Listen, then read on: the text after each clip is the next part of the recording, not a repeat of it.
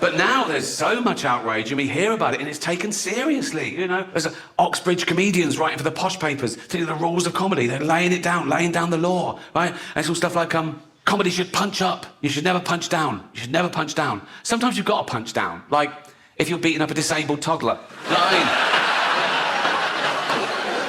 mean? If you punch up, you'll miss the little cunt and he'll win, you know. I like that joke because it highlights the difference between metaphorical punching down in jokes and actual punching down. But people nowadays want you to believe that words are actual violence, right? Now, you laughed at a joke about beating up a disabled toddler. No one got hurt. If I'd have actually dragged out a disabled toddler and started beating him up, you wouldn't laugh, right? That's why I dropped that bit. But these people are virtue signalling. They're trying to bring people down to raise their own status. And they say it's because, no, we're protecting minorities. Like, they're basically saying minorities haven't got a sense of humour, which is so patronising. And I get that as well, to what it's like to be outnumbered. In this country, we're still only 5% black, 5% Asian, 5% LGBTQ, you know, tiny numbers. Now, I'm a white, heterosexual multi-millionaire, right?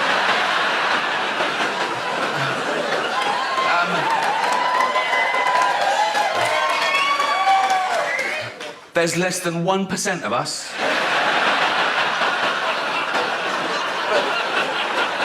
Do I whine? No. Do I don't mind. I just get on with it. Come on, Rick. Come on, Rick.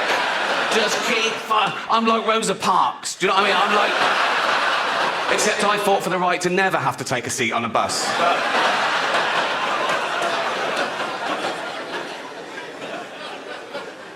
Just people complain about things they don't have to watch. It doesn't affect them, you know? And again, everyone's got the right to be offended and complain, but they've got to know that we're not trying to offend. That's not our aim, you know? We're trying to make you laugh. We're trying to give you a good time. And yeah, here's the deal, right? So I riff. If I say something tonight that's so offensive, so off that you've never heard anything so fucking off the charts in your life, right?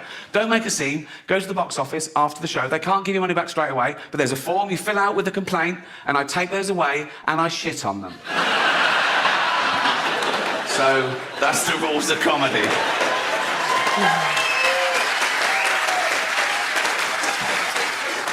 SuperNature. Why SuperNature? Well, for two reasons. One, I want to debunk the supernatural. I don't believe in anything supernatural. I believe that anything that exists is by definition part of nature and is explainable. If not now, then eventually.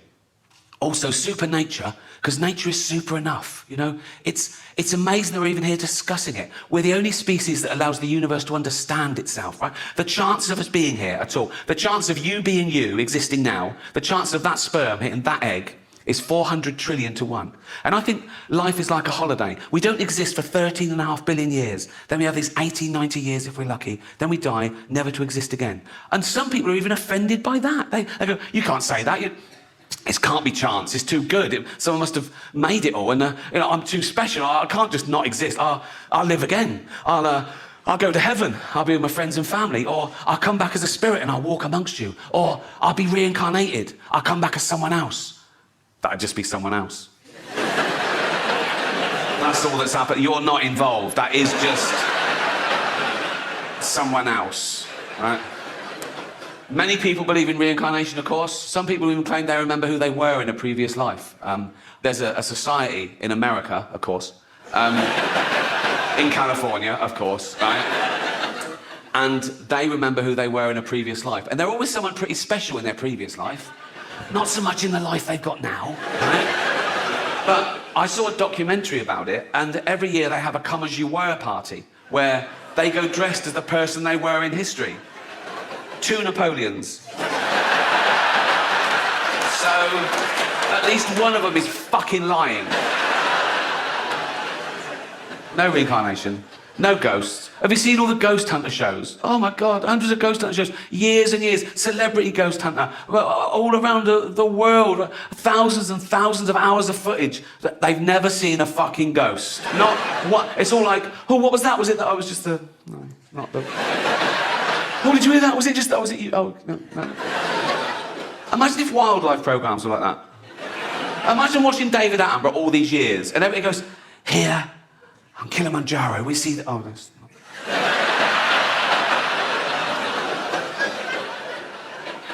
And by the banks of the Limpopo, the elusive... Oh, it's not...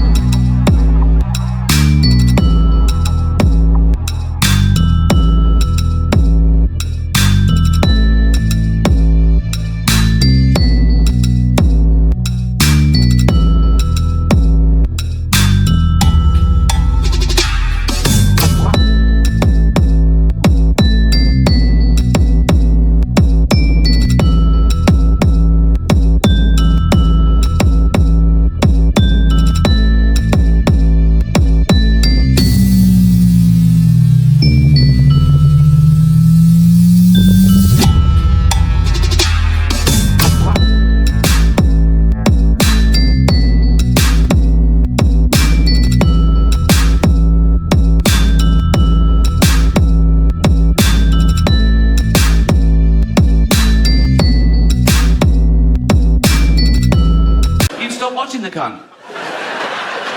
I've never seen a ghost. The pedo hunter shows, on the other hand,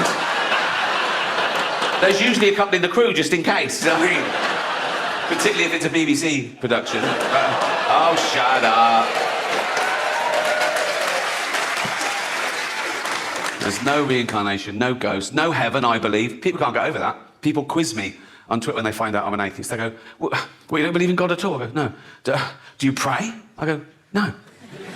They go, why don't you pray just in case there's a God? And I say, why do you put garlic over your door just in case there's a Dracula? Right? And I've got no problem with praying, you know? I know loads of nice Christians and Muslims and Jews, and if one of my family is very ill, they always say, oh, I'll pray for them. And I always say, oh, thanks very much, because it's a nice gesture. If they said, oh, we also cancelled the chemotherapy, I go, don't do that, don't do that. Pray, fill your boots, son, but let's do the praying and the chemotherapy, shall we? Because that's the same result as just the chemotherapy. So let's definitely keep that one, shall we? I got in trouble talking about praying on Twitter once. Do you remember a few years ago that terrible disaster in Oklahoma, the hurricane? People lost their lives and their livelihood, and I donated to the Red Cross, and I tweeted about it with a link saying you can donate here too, trying to help them with their drive. And one of those sort of frivolous entertainment magazines from America, their account tweeted this thing. It really annoyed me. They tweeted, Beyonce and Rihanna send prayers to Oklahoma. And I tweeted back going, oh, I feel like a cunt, I only sent money.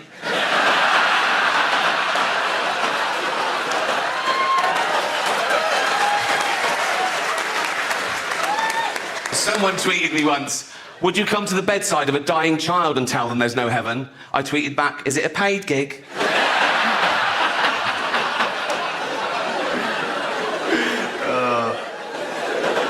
I don't care whether you believe or not, what you believe in, who you pray to. Doesn't affect me. I just think that nature is super enough, you know? I don't think we need angels and unicorns. We've got the fucking octopus. That actually exists. 8 legs, 9 brains, 3 hearts and a beak. Make your fucking mind up. What are you doing? The duck-billed platypus, a monotreme. When scientists first found that, they thought it was a hoax because it produces eggs and milk. It could make its own custard. It doesn't, but it could.